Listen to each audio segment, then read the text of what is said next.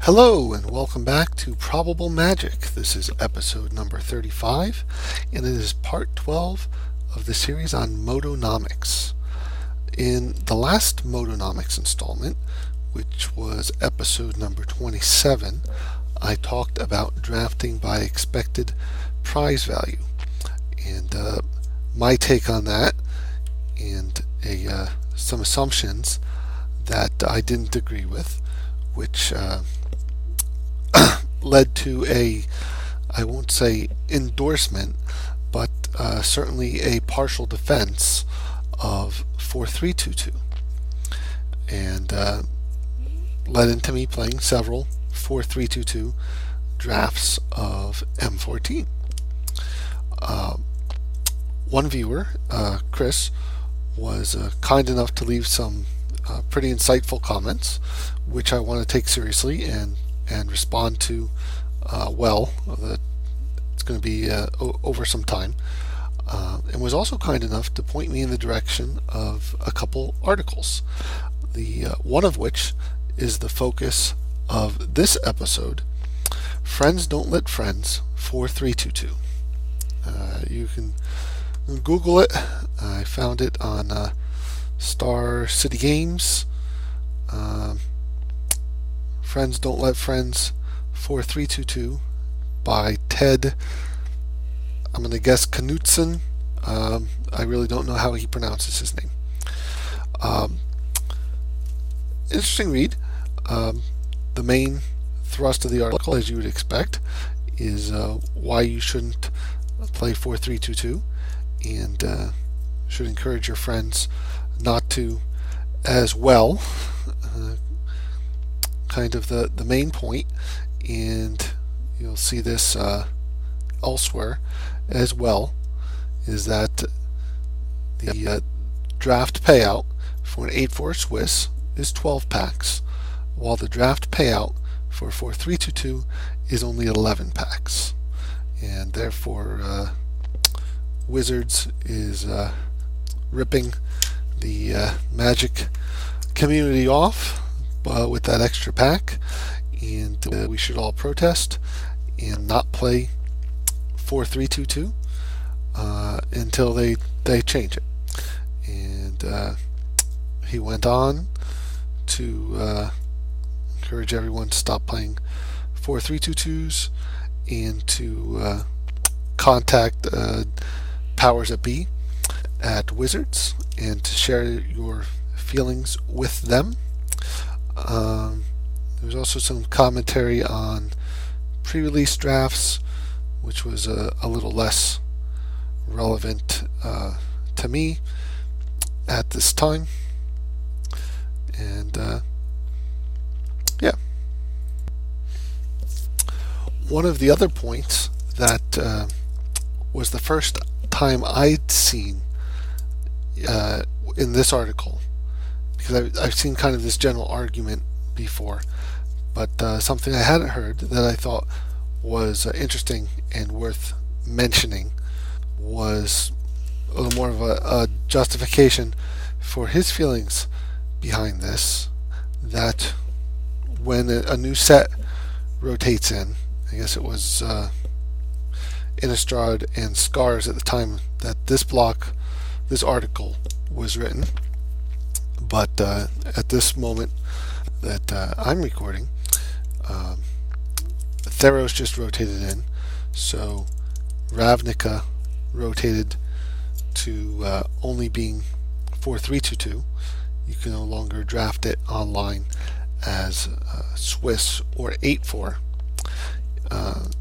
and suggesting that Wizards, for the older queues that don't fire as often, only supports the most popular one, which is 4322, and so for him to still play those older queues, then he's forced, as are we all, to play it as 4322 instead of Swiss or 8-4 options that he would prefer. And I hadn't heard that before, that kind of relevancy to oneself as far as wanting everyone else to stop playing 4-3-2-2s, other than, I guess, imposing your altruistic feelings on others, saying, I don't consider this the best value, so no one should do it. And more of everyone doing this is affecting my choices down the line as well, and I want to influence that. So I like that, and I appreciate that. Several points I want to talk about with this.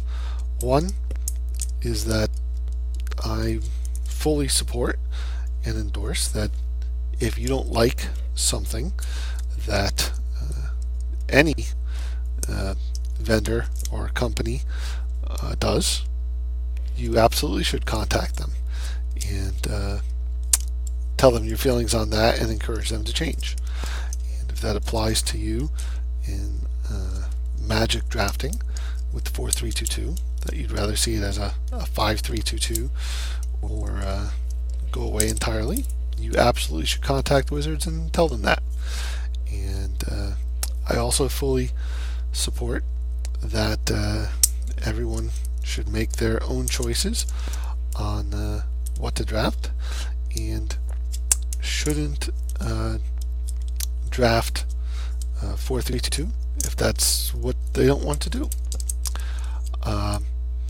But the point I really want to focus on and discuss here is about this total payout of the 12 packs versus the 11 packs, and that being the reason why you shouldn't draft 4-3-2, or one of the reasons, but it's the focus of the article and the focus of my episode here. And I know this was not the intent of Mr. Knutson's article, but really struck me and stuck with me was the way he named it as Friends Don't Let Friends 4-3-2-2, which I think is relevant and want to build on.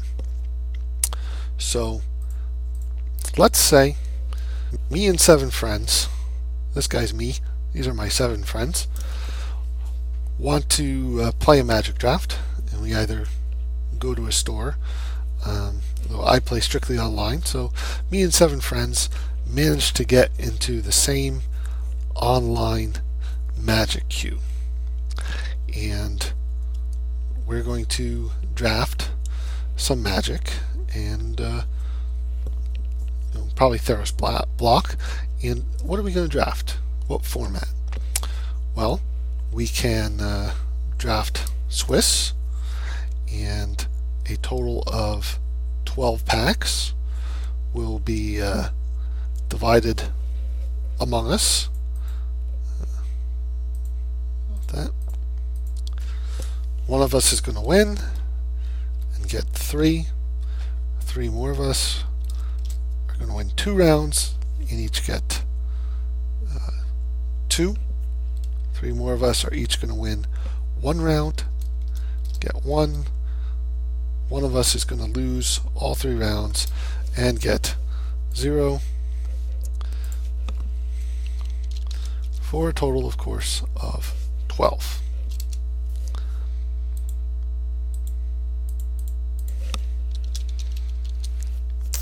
Or we could 4-3-2-2. One of us is going to win all 3 rounds and get 4. The person who was in the finals with them but lost will get 3. The 2 players who won the first round will each get 2. And the 4 players who each lost in the first round get nothing. And there's the 11, the pack short, or 8-4, where the winner gets 4, second place, I'm sorry, the winner gets 8, second place gets 4, nobody else gets anything, right? We already know that, but there you go. There's the thrust of this, that 4-3-2-2 only pays out 11 packs instead of 12. Now, if this draft is me and my 7 friends, then yes, I might care about the good of the group, of what we as a collection, all 8 of us, are getting. And this, whether we as a group are getting 12 packs or only 11 packs, I'm on board with that. When I'm drafting online, and I would suspect for most anyone out there, it's not me and 7 friends in the draft. It's me and 7 people I've never met and have no connection to. Now, it doesn't mean I bear them any goodwill. That was an unfortunate slip of the tongue there. Any ill will. I'm all for one big happy Magic community, and would gladly give newer players deck advice or playing advice, whatnot.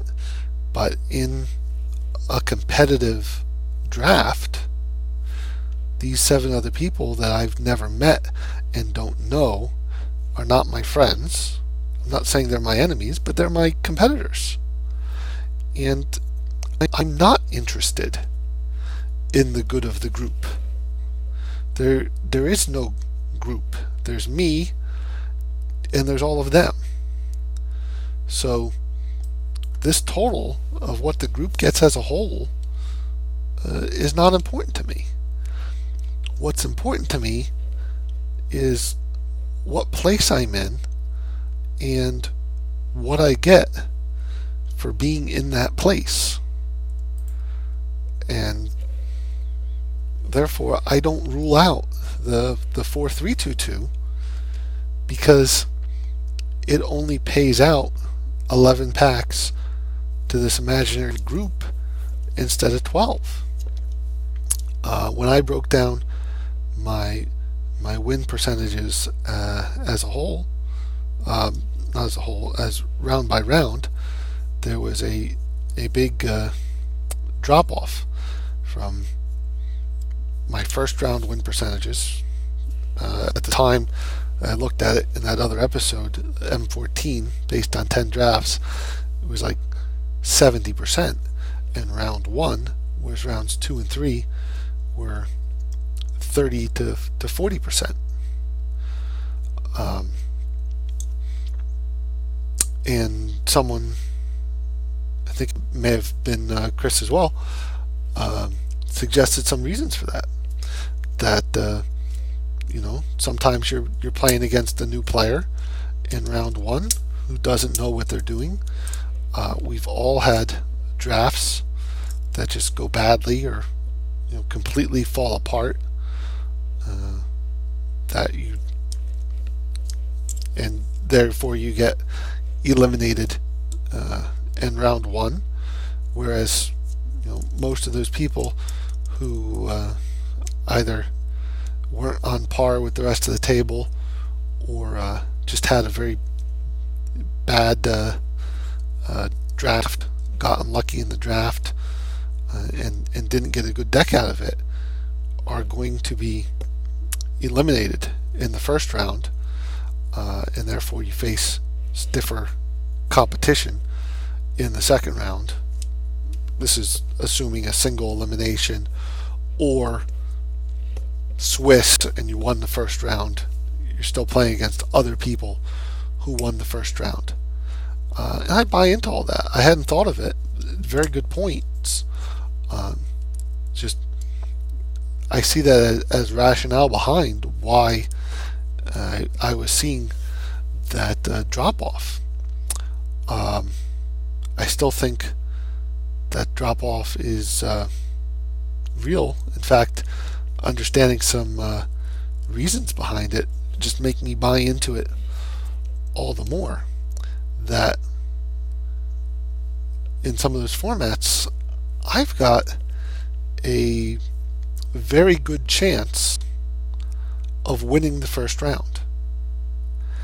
And if I have a very good chance of winning the first round, then when I'm looking at which one of these eight people I'm likely to be, I can say more times than not, I'm not this guy.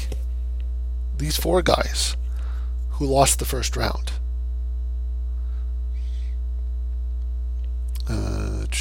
That's not quite right for the Swiss, is it? Hang on. Okay, sorry. I had to correct that. I flipped these around here, because actually in the Swiss, because it's not the single elimination, one person who won the first round will lose the second round,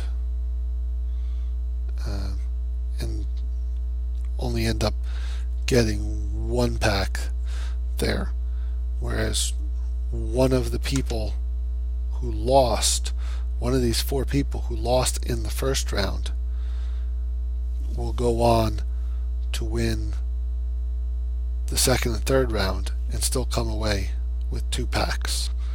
So when I'm looking at which ones these were out of order. Sorry for the diversion there. Back to my point, if I'm saying I've got a 70% chance of winning that first round, so I don't think that I'm in this bottom 4, then there is a difference between 4-3-2-2s and Swiss that is worth considering. That for me as an individual, not caring about the group as a whole, I might want to do 4-3-2-2s for higher value.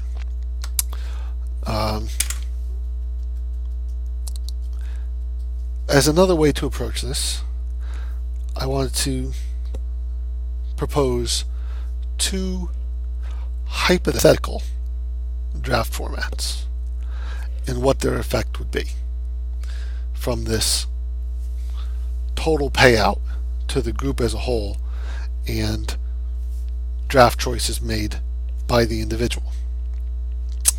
So the first one, let's say that the top-notch players, all of the 8-4 players, started feeling that 8-4 wasn't competitive enough, that they wanted a higher prize payout for winning than 8. And they all lobbied to Wizards and persuaded Wizards to offer a winner-take-all draft format. Call it WTA. This doesn't exist. This is my hypothetical. Winner take all. And to sweeten the pot, Wizards said the winner of the draft is going to get 14 packs. It's an 8-man, 3-round, single elimination draft. Winner takes 14 packs. Nobody else gets anything. Is that a compelling draft format that you'd want to do? To some of the top 8-4 players, I think it probably would be. If you're playing a lot of 8-4s and winning a lot of 8-4s, and you think you can go all the way and get that 14 packs, and not worry about losing the opportunity for 4, I think there's a lot of 8-4 players who would sign up for that. If you're a heavy Swiss player, would you have any interest in a winner-take-all 14-pack prize? If you're invoking the argument that what you're looking at is the total prize payout to the group, then you should be, right? I mean, 14 to the group is more than 12. So if you're a Swiss player, do you say 14 is more than 12? So I'm going to play this winner-take-all format and not consider what you as an individual are going to do, and that if you are as an individual aren't likely to get this top place with the 14 packs, you're just getting nothing, even though the group as a whole is getting more. Now, let's look at the other side, right? Because this is focused on the high end. Let's look at the low end. Let's say, again, strictly as a pure hypothetical, that Wizards wanted to encourage more people to try out draft, and they've done some things in the past, like Knicks ticks. They don't seem to do this anymore, which is unfortunate. But say Wizards decided to make a really hard push to get more people to try out draft. A short-term event, like a one-day event or something, with a flat payout. That they're going to have a 8-man, 3-round Swiss draft, and everybody, regardless of place, got 2 packs. And there'd probably have to be some clause in there that you have to actually play the 3 rounds to get the 2 packs. Otherwise, lots of people would just do the draft and drop out and get their 2 packs and draft again, and be digging for those high value cards that cover the cost of a pack plus 2 tickets, right? So let's say you have to actually play out all 3 of your rounds to completion, but then you get flat 2 packs regardless of your placing.